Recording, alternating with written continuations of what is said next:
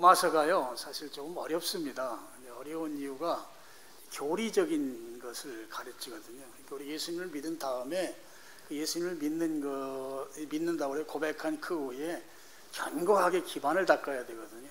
그 기반을 닦도록 만들어진 우리에게 주신 책이 로마서예요. 그러니까 우리가 로마서가 없었으면 우리의 신앙이 심지 굳은 신앙생활을 아마 못했을 거예요. 그래서 어렵다 보니까 여러분이 이 말씀을 듣는데도 조금 딱딱하고 이 뭐 스토리로 전개되는 게 아니잖아요. 그래서 이 말씀을 들을 때 조금만 신경을 써서 들으시면 우리의 신앙이 더 견고하게 흔들리지 않는 그런 신앙이 될 줄로 믿습니다. 오늘 몸의 속량이라는 제목으로 우리 23절 보시면 그뿐 아니라 라고 하는 말로 시작합니다. 이 그뿐 아니라는 것은 19절부터 22절까지가 피조물들이 아담의 죄로 말미암아 저주받고 그 저주 가운데에서 고통하면서 탄식한다는 이야기가 나와요. 피조물도 죄의 결과로 지금 고통 가운데 있다. 근데 피조물만 고통 가운데 있는 것이 아니고 그뿐 아니라는 말이 그런 뜻이죠. 우리들 23절 보면 우리 곧 성령의 처음 익은 열매를 받은 우리까지도 속으로 탄식하며 양자됨과 몸의 속량을 기다린다. 그러니까 우리라고 하는 사람들은 어떤 사람들인가 하면 성령으로 처음 익은 열매를 맺은 바로 그리스도인이죠. 그리스도인들까지도 이 세상을 살아가면서 그 고난 가운데 탄식하고 있다. 그런 이야기인 것이죠. 여기 속으로 탄식한다고 되어 있잖아요. 속으로 탄식한다는 말은 이 말이 그냥 겉과 속할 때 그런 속이 아니고요. 일종의 가장 이해하기 쉽도록 말씀을 드리면 셀프 서비스라는 말이 제일 어울리는 말이에요.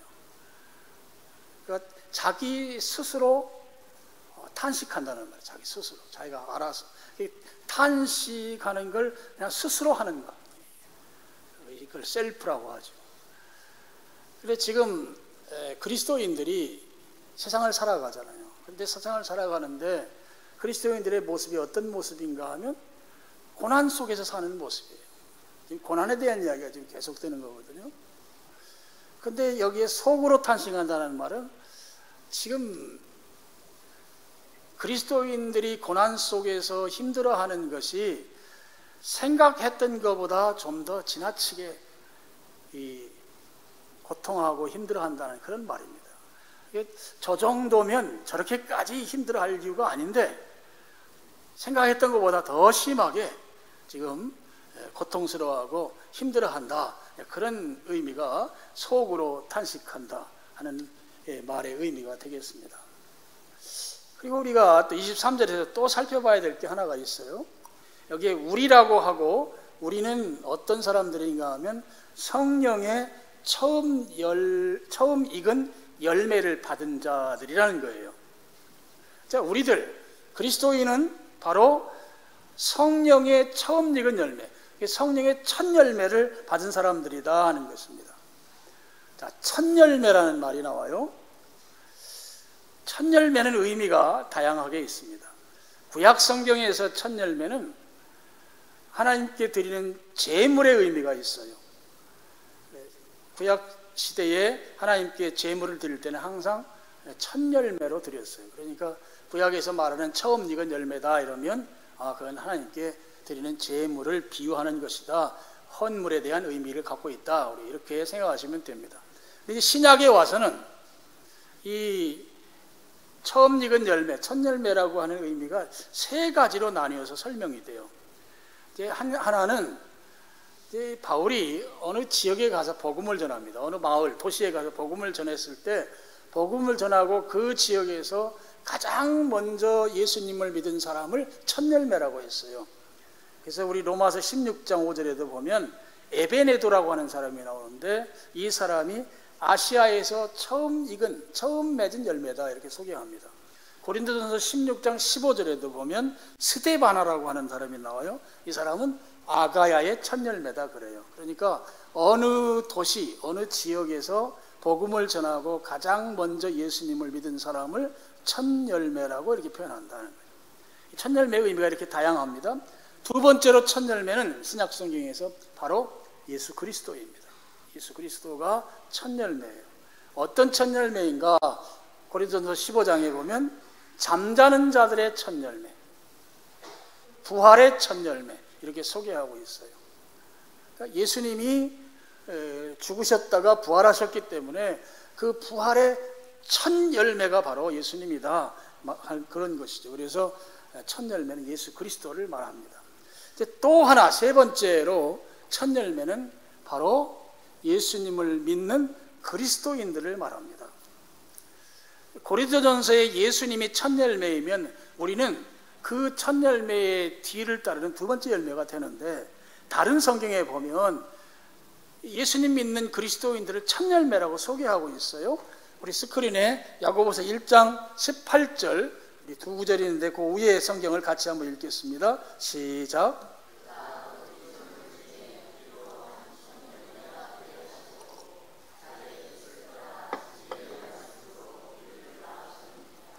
여기 그는 하나님입니다. 하나님께서 피조물 중에서 우리를 첫 열매가 되게 하시려고 진리의 말씀으로 우리를 낳아주셨다.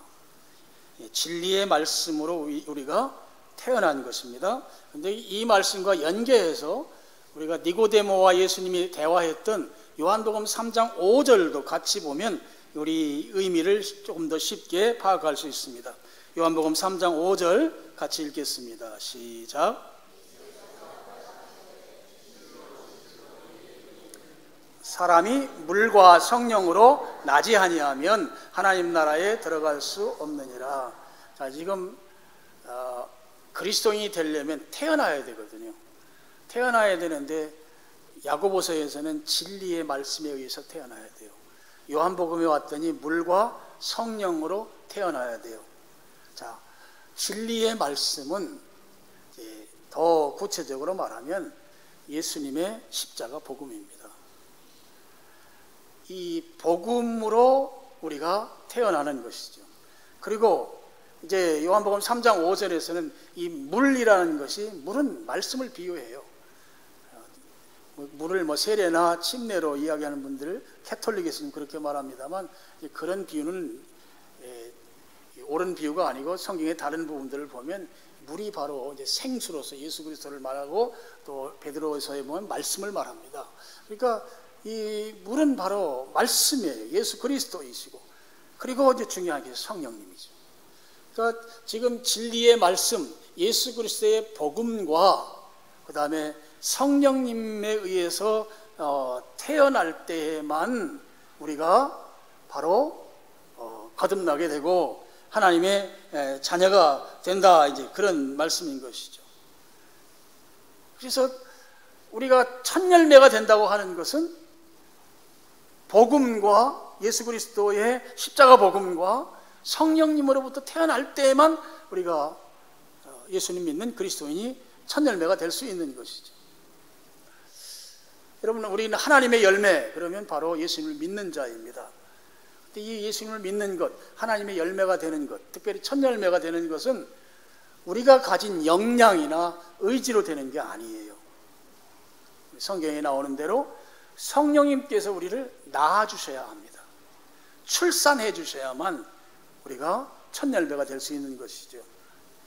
다시 말씀드려서 예수님의 십자가의 복음을 성령님께서 믿게 해 주실 때에만 우리는 바로 그리스도인이 될 수 있는 것입니다. 그것을 성경에서는 낳는다, 출산한다, 태어난다, 그렇게 표현하고 있는 것이죠. 성령님이 우리가 구원받는 데 하시는 역할은 예수님께서 행하신 그 십자가 구원의 복음을 우리들 각자가 감동받고 우리들에게 적용시키는 역할을 성령님이 하세요.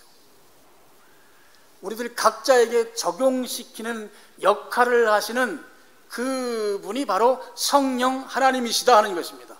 성령 하나님이 안 계시면 우리는 예수님을 믿을 수가 없는 것입니다.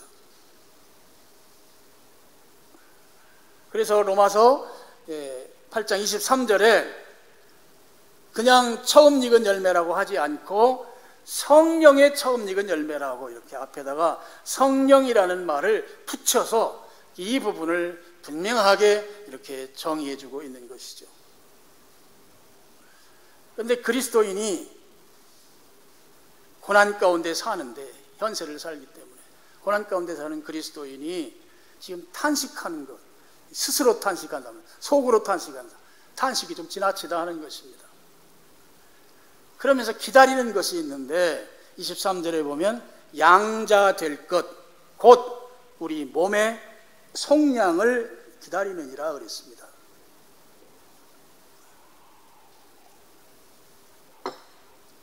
여기에 보면 양자되는 것하고 몸의 속량을 같은 차원으로 표현했는데요. 자, 여기에서 지금 양자라는 말이 나왔어요. 이게 우리로 하여금 좀 헷갈리게 할 수 있어요. 왜냐하면 이 양자라는 말은 이미 8장 15절에 나와 있었거든요. 자, 8장 15절 여러분 거기 같이 한번 읽겠습니다. 시작.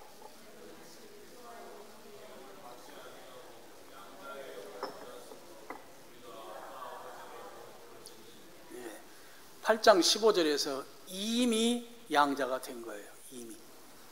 과거란 말이에요. 그런데 23절을 보세요. 조금만 신경을 써서 성경을 한번 보세요. 자, 23절 보면 양자 될 것 그랬어요. 아직 안 됐어요. 미래형으로 쓰여 있습니다. 15절에는 이미 양자가 됐다고 과거 일로 다 끝내버렸는데 23절에 와서는 이게 미래에 된다는 거예요. 이게 성경이 잘못 쓰인 것일까 헷갈릴 수 있죠. 여러분, 이것 때문에 구원을 우리가 세 차원으로 이해하는 것이 굉장히 중요해요. 구원을 세 차원으로 이해할 때 특별히 이 로마서 8장을 우리가 잘 해석할 수 있습니다. 자, 슬라이드를 한번 보여주시겠습니다. 조금 제가 여러분에게 보여드렸던 걸 고쳤는데요. 자, 세 차원이라고 하면 시제에 따른 거예요. 과거, 현재, 미래가 바로 세 차원입니다. 세 차원인데 제가 지난번에 말씀드렸습니다만 여기 위에 파란색이 우리의 인생 라인이에요. 그래서 우리가 태어나서 어느 날 예수님을 만났어요. 그게 바로 이 과거적 차원의 구원이에요. 예수님 만나서 구원 받고 이제 쭉 인생을 살아갑니다. 이 살아간 죽기 전까지가 바로 현재적 차원의 구원이에요. 그 다음에 이 사망 이후, 죽은 이후는 미래적 차원의 구원입니다. 그래서 여기 칭의, 성화, 영화는 이제 신학적인 용어고요. 그래서 이제 이 과거적 차원에서는 우리가 영혼이 구원받죠. 영혼. 현재적 차원은 삶 또는 생활의 구원. 그 다음에 미래적 차원에서는 몸의 구원. 우리 지금 이 성경에서는 속량이라고 나옵니다. 그래서 여러분, 우리 예수님 만나고 지금 이제 언제 우리가 하나님께서 부르실지 모르지만 그 부를 때까지 살아가는 이 삶 가운데 우리가 지금 현재 살고 있는 것입니다. 자, 그래서 과거적 차원의 구원은 예수님을 믿는 순간에 우리에게 이루어집니다. 바로 영혼 구원이라는 것이죠. 이 일은 과거에 이루어졌어요. 내가 지금 예수님을 주와 그리스도로 믿는다면 이미 내 과거 어느 시점에 나는 예수님을 믿는 그 역사적인 사실이 내 안에 일어난 것입니다. 자, 미래적 차원의 구원은 예수님이 재림하는 순간에 이루어집니다. 제가 지난번에 말씀드린 대로 우리의 몸이 영광스럽게 변화돼요. 예수님과 같은 모습으로 예수님과 영원히 함께 사는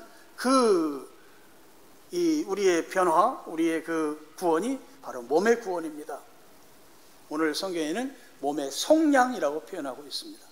여러분, 속량이란 말이 고대 로마 제국 시대의 그 노예 제도에서 나온 말이에요. 고대 로마 시에서는 귀족들보다 노예가 훨씬 숫자가 많았다고 그래요. 귀족이 10%면 노예가 90% 정도 될 정도로 노예들이 많았다고 합니다. 근데 이 노예는 제가 뭐 자주 말씀드리지만 우리하고 똑같은 사람인데 인격체가 아니에요. 물건이에요. 매매가 가능해요. 노예는 값이 매겨져 있어요. 주인이 그 값대로 팔면 다른 사람에게로 팔려나갑니다. 근데 여기에 속량이라는 말은 자, 노예가 있습니다. 그 노예에게 그 노예에 맞는 값을 지불하고, 여기 양자가 있는데 이건 양민이라는 말인데요. 이 양은 우리나라식 표현이죠. 이 로마식 표현은 자유인이 되는 거예요. 노예를 돈을 주고 사서 자유인으로 자유롭게 풀어주는 것을 말해요. 신분이 완전히 바뀌는 것이죠. 구원이라고 하는 것, 이 몸의 속량이라고 하는 것이, 몸이 이 죄에 완전히 속박되었는데 그것을 값을 치르고 완전히 자유롭게 만들어주는 것, 이게 바로 몸의 속량입니다. 특별히 이 몸의 속량, 몸의 구원이라고 하는 것은 우리 인간에게 완전하고 최종적이고 영원한 구원인 것이죠. 그래서 우리 그리스도인들이 기다리는 것, 최종적으로 우리가 사모하며 기다리는 것이 바로 우리 몸의 구원입니다. 이게 완전한 구원이기 때문에 그렇습니다. 그런데 지금 우리는 아직 몸의 구원인 미래적 차원의 그 단계까지 아직 가지 않았어요. 현재적 차원에 살고 있습니다.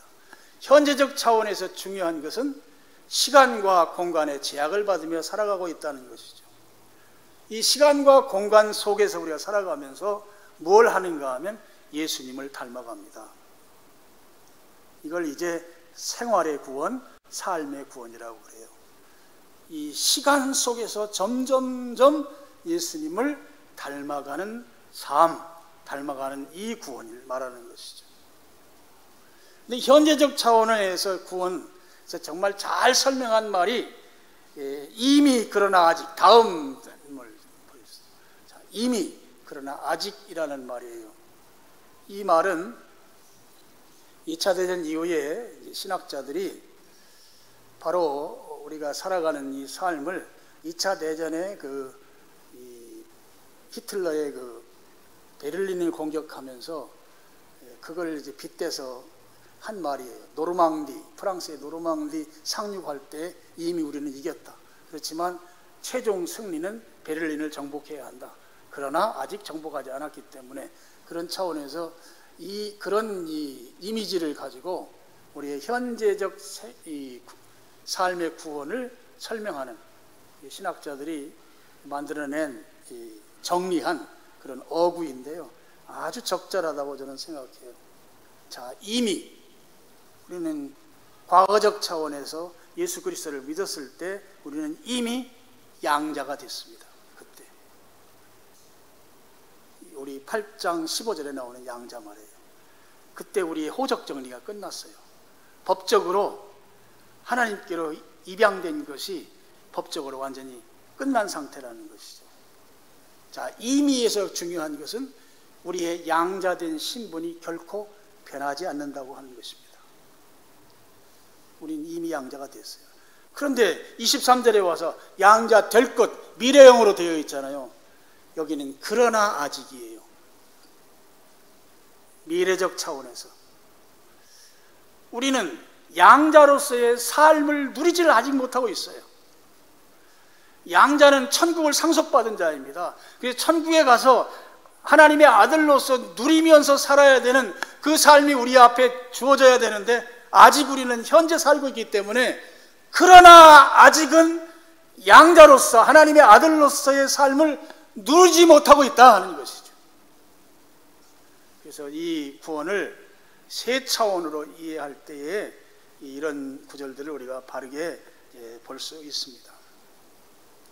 지금 우리는 과거적 차원의 구원을 떠나서 미래적 차원의 구원을 기다리면서 현재적 차원의 삶의 구원을 이루어가고 있는 그런 우리들인 것이죠. 그런데 문제가 있습니다. 무슨 문제가 있는가? 우리가 현재를 살아갑니다. 현재를 살아가면서 우리에게 가장 큰 문제는 고난이 있다는 거예요. 지금 고난 문제를 이야기하고 있습니다. 고난이 계속되는 거예요. 제가 가만히 생각해 봤어요. 우리에게 있는 그 고난은 적어도 세 종류가 있어요. 하나는 내가 예수님 믿는 것 때문에 당하는 고난이 있습니다. 내 신앙 때문에 당하는 고난. 예수님 믿는 것 때문에 사람들로부터 손가락질 당하고, 또 예수님 믿는 것 때문에 또는 교회에서 봉사하는 것 때문에 사람들이 별로 안 좋아하는가? 사람들하고 어울릴 시간이 별로 없잖아요. 안 어울린다고 막 싫어하고, 이런 것들을 통해서 사람들로부터 좀 무시당하거나 안 좋게 생각하는 그런 고난이 있습니다. 그러니까 신앙 때문에 당하는 고난이 첫 번째. 두 번째는 우리 속에는 여전히 죄짓고 싶어하는 죄성이 있어요. 우리는 연약합니다. 우리 부족해요. 그래서 넘어져요. 우리의 죄성으로 말미암아 넘어지는 것에 의해서 당하는 고난이 있습니다. 그리고 세 번째로 고난은, 우리는 지금 세상을 살아가요. 정말 거친 바다와 같은 세상 속에 우리가 그 위에 떠 있는 하나의 배와 같은, 그야말로 큰 파도에 풍랑에 그냥 흔들리는 그런 배와 같은 모습으로 우리가 살아갑니다. 그러니까 외부로부터 오는 고난이 있단 말이죠. 세상으로부터 오는, 아까 우리 권사님 기도했지만, 여러분, 이 정치 질서가 제대로 되지 않을 때 우리들이 고난당합니다. 우리나라 대통령이 대통령 계엄, 계엄하겠다고 그래가지고 달러 값이 갑자기 올라갔어요. 캄보디아 가는데 여러분이 손해를 많이 봤습니다. 거기다가 미국이 대통령이 바뀌려고 하니까 또 달러 값이 또 올라갔어요. 그래서 제가 얼마 전에 은행 일 보려고 은행에 갔는데, 달러를 한 1달러를 사는데 1,500원은 줘야 되겠더라고요. 근데 우리가 캄보디아 일을 추진할 때는 1,200원대였거든요. 그러니까 한 250원 내지 한 300원 정도가 오른 거예요. 정치적인 것 때문에. 그런데 트럼프가 대통령 되고 났는데 또 한 50원이 또 내려갔어요. 그러니까 이 정치적인 것이 우리를 막 속상하게 하는 게 많습니다. 그렇죠? 지금도 얼마나 스트레스를 많이 받아요. 또 이 정치 지도자들이 정말 잘해야 돼요. 일단 전쟁에서 참 우리 이 21세기는 이 정보가 다 오픈되어 있는 때이기 때문에 전쟁이 이렇게 날 이유가 없는데 전쟁이 나요. 그래서 정말 안타까운 생명들이 다 죽어나가는 거예요. 러시아하고 우크라이나 같은 경우, 러시아 국민들은 안 죽지만 전쟁터가 우크라이나이기 때문에 우크라이나는 군인들만 죽는 게 아니라 거기에 살고 있는 그냥 일반 국민들이 죽어나가는 거예요. 건물이 다 파괴되고. 이 시대에 전쟁을 일으키는 사람들, 그 러시아의 그 푸틴이라는 사람, 저는 악마라고 생각해요. 악마. 그 사람 앞으로 살면 얼마나 살겠어요. 무슨 낙을 보자고 그리 수많은 사람들을 죽게 만들고 그 짓을 하는 말이에요. 그 짓을. 이렇게 그 전쟁에서 희생당하는 그 고난이 이루 말을 할 수가 없는 거예요. 지금 21세기가 됐는데도 이렇게 전쟁이 나니, 그리고 정말 수많은 사람들이 그렇게 죽어나가니, 참 이게 우리 외부로부터 오는 이 고난이라고 하는 것이 이런 말을 할 수가 없는 거죠. 그 다음에 기후변화에 대한 것, 기후변화에 대한 그 협약이 프랑스 파리에서 맺었거든요. 각국이 탄소량을 줄이자 협약을 맺었는데, 이번에 트럼프가 보니까 미국은 그 탈퇴한다고 그러더라고요. 탈퇴하면 안 되죠. 이 기후변화에 의해서 어떤 데는 막 비가 오면 그냥 다 집이 다 떠나가고 다 완전히 사람이 물에 빠져 죽고, 그런데 어떤 데는 막 완전히 다 가뭄이 들고 다 말라가지고 사람들이 또 거기도 죽고, 이 엄청난 변화들이 일어나는데, 이 정치 지도자들이 똑바로 해야 되는데, 이 세상의 이런 환경들이 우리로 하여금 고난이 오게 한다. 전 적어도 세 가지 영역의 고난이 있다고 봐요. 그래서 우리는 이 고난 속에 살 수밖에 없다. 고난 속에 살면서 우리가 기다리는 것이 있는데, 그것이 바로 완전하게 이 고난으로부터 자유하게 되는 그날, 영광스러운 몸으로 변화되는 그날, 최종적인 구원이 이루어지는 그날, 이게 바로 몸에 속량이 있는 몸의 구원이 있는 바로 미래적 차원의 구원, 그 구원을 우리가 기다리고 있다고 하는 것이죠. 여러분, 초대교회 시대에는 정말 고난이 많았어요. 로마 제국 이 정부에서 예수님 믿는 사람들을 너무너무 박해했거든요. 그래서 예수님 믿는 사람들은 자기가 사는 집에서 살 수가 없었어요. 산속으로 도망가서 굴 파고 거기서 살고, 그리고 잡혀서 사자 원형경기당에서 사자의 밥이 되기도 하고 순교하는 거죠.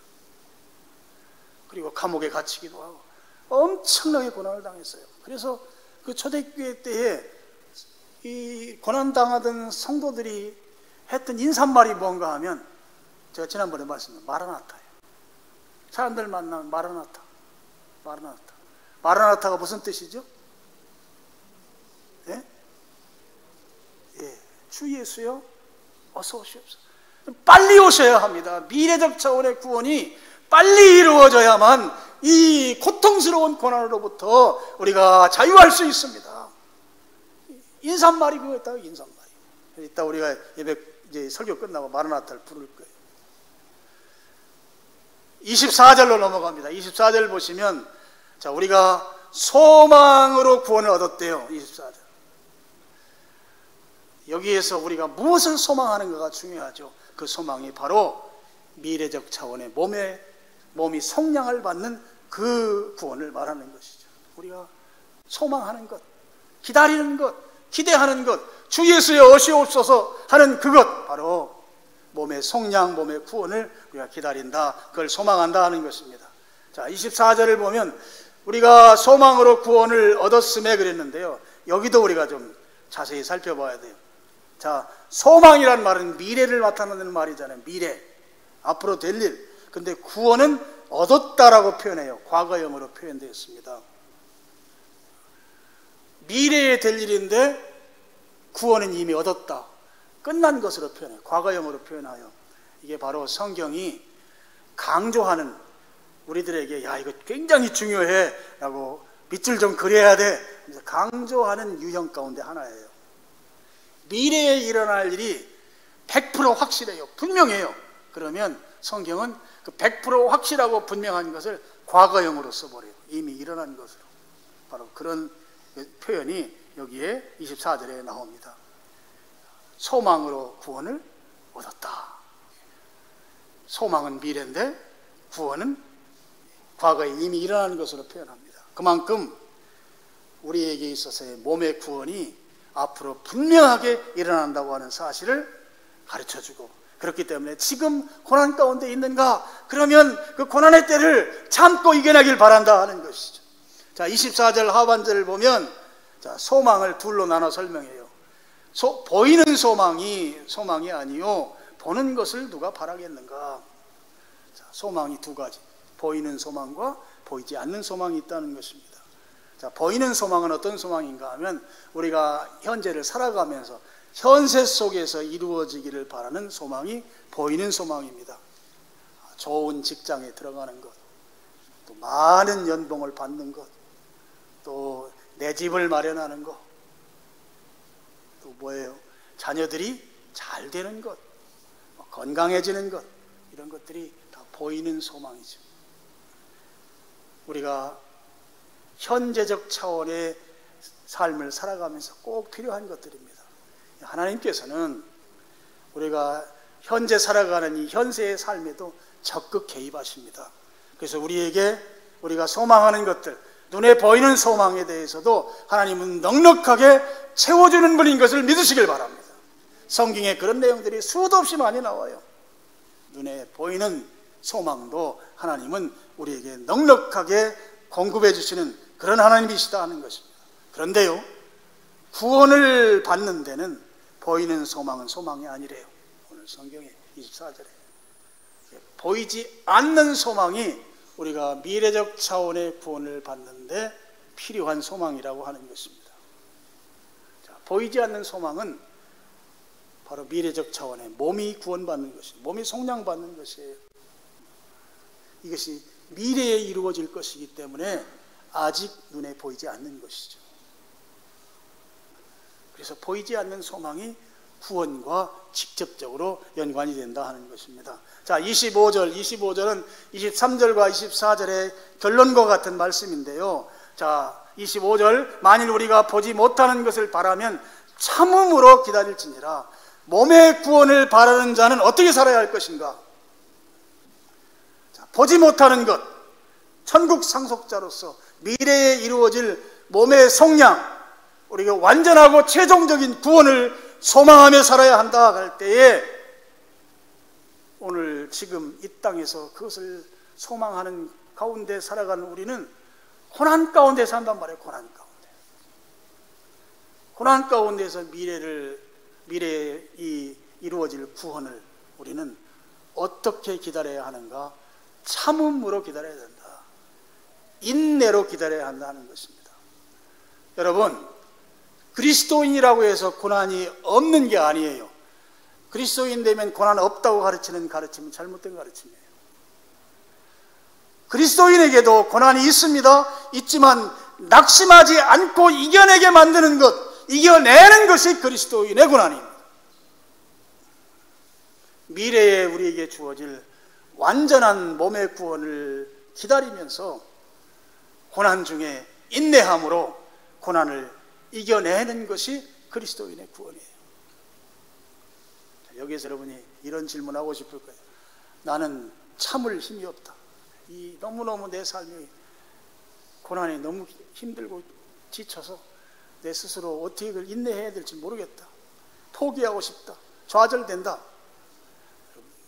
여러분, 그렇게 말씀하실까 봐 주님은 다음에 살펴봅니다. 26절부터 우리에게 또 고난을 이겨낼 수 있는 그런 분들을 예비해서 딱 붙여주십니다. 다음에 우리가 나누기로 하고, 여러분, 우리가 소망하는 것은 몸의 구원, 완전하고 영원한 구원, 그 구원을 우리가 기다리면서 이 땅을 살아가는데, 우리 현재 살아가는 이 땅에선 우리는 피할 수 없는 고난 가운데 산다. 그럼 이 고난의 문제를 어떻게 할 것인가? 성경은 말하기를 참음으로 기다려야 된다. 인내함으로 기다려야 된다. 그래서 여러분, 고난 가운데에서 여러분 참음으로, 인내함으로 기다리는 여러분 되시기를 주님의 이름으로 축원합니다. 예, 기도하겠습니다. 아버지 하나님,